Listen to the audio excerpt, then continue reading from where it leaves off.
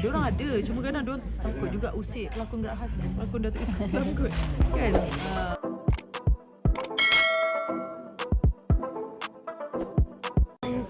Datuk memang buat lasak, kasar, apa tangkas kan, memang dia ciptakan macam tu kan. Jadi saya pun sangat berbanggalah memegang watak SP Salina sampai sekarang. Sedih juga kan, macam tak sangka, tapi lega pun ada juga sebab terlalu lama juga kita, sebab dah 15 tahun kan. Jadi ada juga macam lama juga kita jadi berlakon dalam gerak khas kan. Tapi kita dah berjanji dengan Datuk pun kita akan terus bersama-sama berjuang sampai akhirnya kan. Jadi kita kena support lah Datuk Islam kan. Takkanlah gerak khas tak ada Salina Salbi kan, macam tu kan.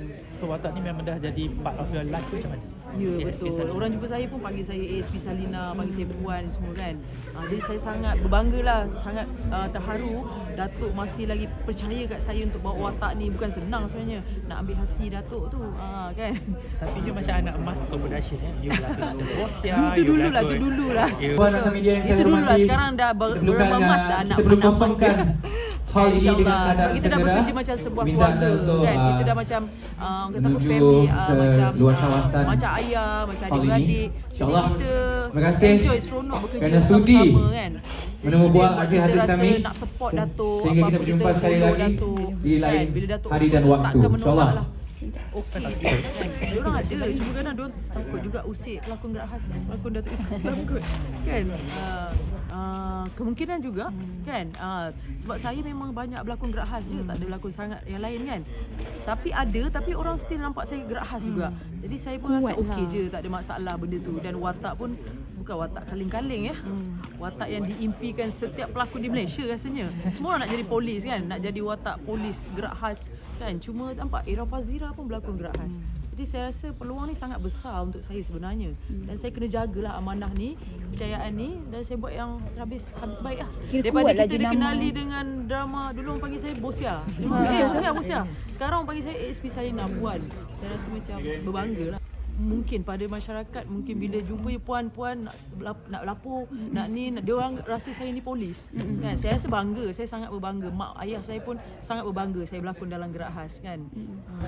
Assalamualaikum semua. Terima kasih ASP Salina di sini. Alhamdulillah, saya sebenarnya memang sangat berbangga lah. Kata apa, bernaung di bawah Skop Production dan lagi drama kepolisan gerak khas yang memang boleh dikatakan legend ya. 20 tahun daripada kecil sampai semua dah jadi mak-mak orang kan. Jadi saya tengok AB, AC sampai saya sendiri yang berlakon. So thank you so much pada Datuk Islam, Skop Production dan TVS. Tak sangka kita akan sambung lagi. Saya ingat saya dah pencen dah. Tapi memang bukan perjalanan yang mudah lah bila kita dalam gerak khas ni. Tapi kita memang dah jadi macam sebuah keluarga, macam adik-beradik, macam seorang ayah atau ayah, uncle. So jadi kita rasa macam kita lebih kepada bukan sebab bisnes, betul macam Datuk cakap, kita more tu semangat kepolisan dah memang tersemat dalam jiwa ni, macam dah macam polis dah. Jadi kita akan teruskan perjuangan di belakang Datuk Islam, insya-Allah. 60 pun tak apa Datuk. Duduk je dekat office.